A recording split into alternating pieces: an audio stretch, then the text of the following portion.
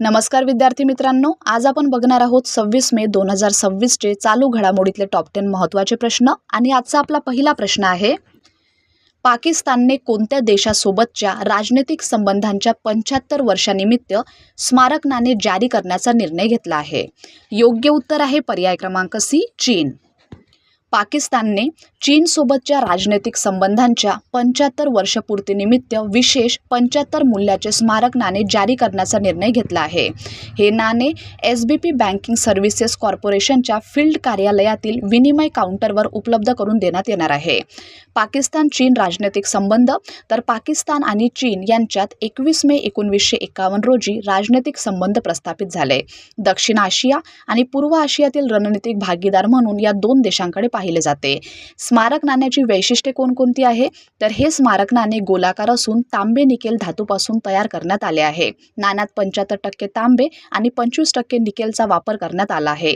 नाण्याचा व्यास 36 millimetre असून वजन 19 gram इतके आहे।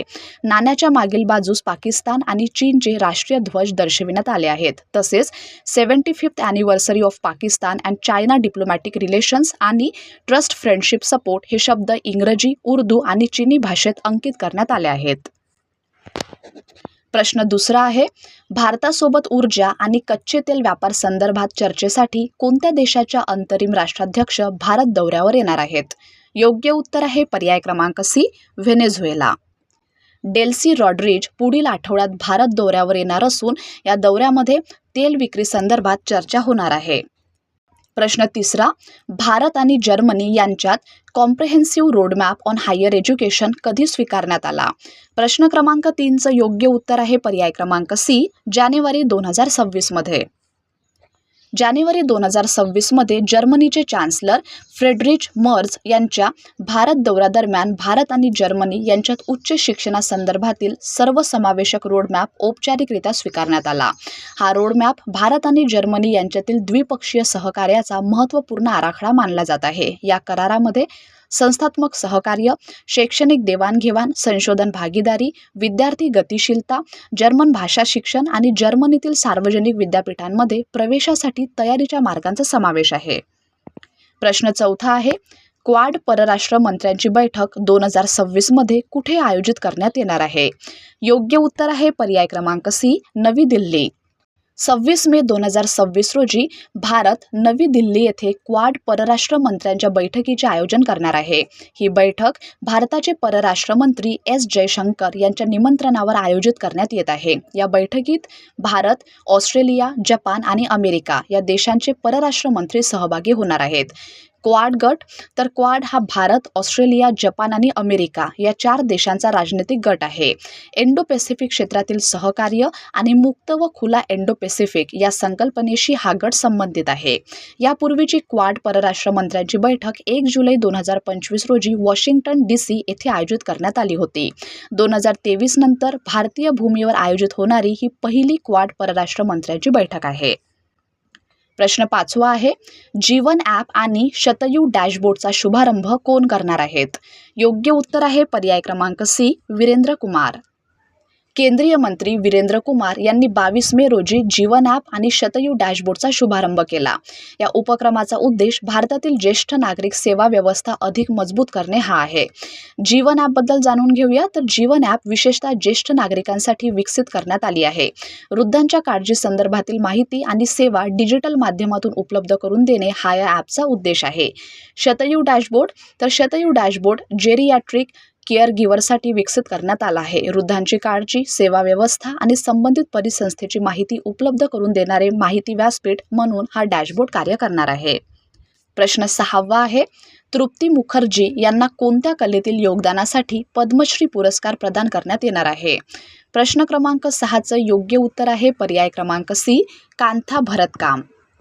पश्चिम बंगालमधील प्रसिद्ध कांथा भरतकाम कलाकार तृप्ती मुखर्जी यांना 25 मे रोजी पद्मश्री पुरस्कार प्रदान करण्यात येणार आहे। पारंपरिक कांथा भरतकाम जतन करणे, ग्रामीण महिलांना कौशल्य विकासाद्वारे रोजगार उपलब्ध करून देणे आणि भारतीय हस्तकलेला जागतिक स्तरावर प्रोत्साहन देणे यासाठी त्यांना हा सन्मान दिला जात आहे। हा पुरस्कार राष्ट्रपती द्रौपदी मुर्मू यांच्या हस्ते अधिकृत समारंभात प्रदान करण्यात आला आहे। कांथा भरतकाम तर कांथा ही भारतातील सर्वात प्राचीन पारंपरिक भरतकाम शैलींपैकी एक मानली जाते. या कलेचा विशेषतः संबंध पश्चिम बंगाल आणि बांगलादेशाशी आहे. साध्या रनिंग स्टिचच्या सहाय्याने तयार करण्यात येणाऱ्या नाजूक हात भरतकामासाठी कांथा कला प्रसिद्ध आहे. प्रश्न 7वा. आंतरराष्ट्रीय बुकर पुरस्कार 2026 कोणत्या कादंबरीला प्रदान करण्यात आला आहे? योग्य उत्तर आहे पर्याय क्रमांक बी, तायवान ट्रॅव्हलॉग. तायवान ट्रॅव्हलॉग या कादंबरीला आंतरराष्ट्रीय बुकर पुरस्कार 2026 प्रदान करण्यात आला आहे. कादंबरीचे लेखन यांग शुआंग झी यांनी केले असून इंग्रजी भाषांतर लिन किंग यांनी केले आहे. आंतरराष्ट्रीय बुकर पुरस्कार जिंकणारी ही पहिली मॅड्रिन चीनी भाषेतून भाषांतरित कादंबरी ठरली आहे. या कादंबरीमुळे तैवानचा इतिहास, खाद्य संस्कृती आणि कथनशैली याकडे जागतिक स्तरावर विशेष लक्ष वेधले जात आहे.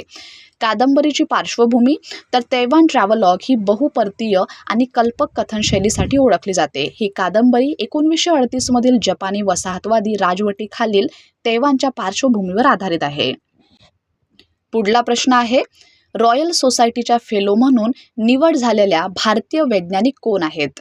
योग्य उत्तर आहे पर्याय क्रमांक सी, सौम्या स्वामीनाथन.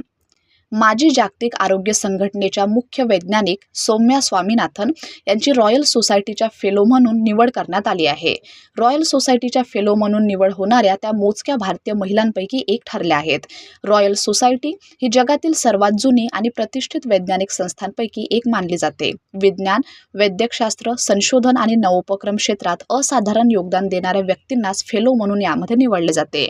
यामध्ये विशेष बाब काय आहे तर रॉयल सोसायटीच्या इतिहासात फेलो म्हणून निवड होणाऱ्या डॉक्टर सौम्या स्वामीनाथन या केवळ दुसऱ्या भारतीय महिला वैज्ञानिक ठरल्या आहेत. यापूर्वी गंगादीप कांग यांची रॉयल सोसायटीच्या फेलो म्हणून निवड झाली होती.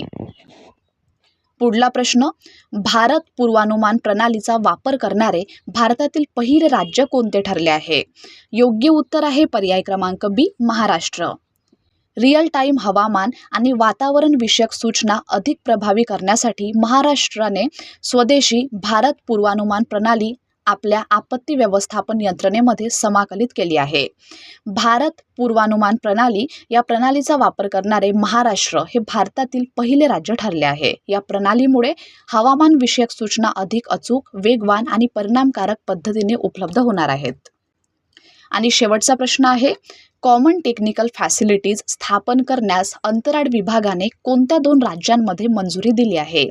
योग्य उत्तर आहे पर्याय क्रमांक बी, गुजरात आणि तमिळनाडू.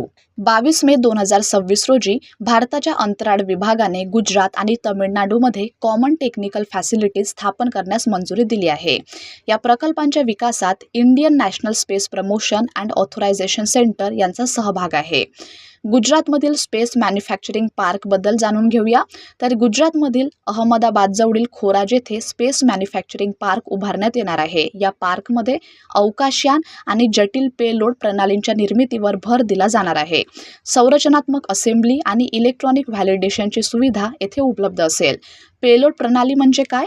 तर पेलोड प्रणाली म्हणजे विशिष्ट मोहिमेसाठी अवकाशयान किंवा प्रक्षेपण वाहनामध्ये वाहून नेण्यात येणारी उपकरणे किंवा साधने होय. तमिळनाडूमधील स्पेस व्हेकल क्लस्टर तमिळनाडूमधील तुथुकुडी येथे स्पेस व्हेकल क्लस्टर विकसित करण्यात येणार आहे. हे केंद्र कुलसेकरपट्टणम येथील आगामी स्मॉल व्हेकल्स लॉन्च कॉम्प्लेक्स जवळ उभारण्यात येणार आहे. या सुविधेमध्ये संपूर्ण प्रक्षेपण वाहन प्रणालींचे उत्पादन, चाचणी आणि एकत्रीकरण केले जाणार आहे. तर विद्यार्थी मित्रांनो, हे होते आपल्याचे टॉप 10 महत्त्वाचे प्रश्न. धन्यवाद.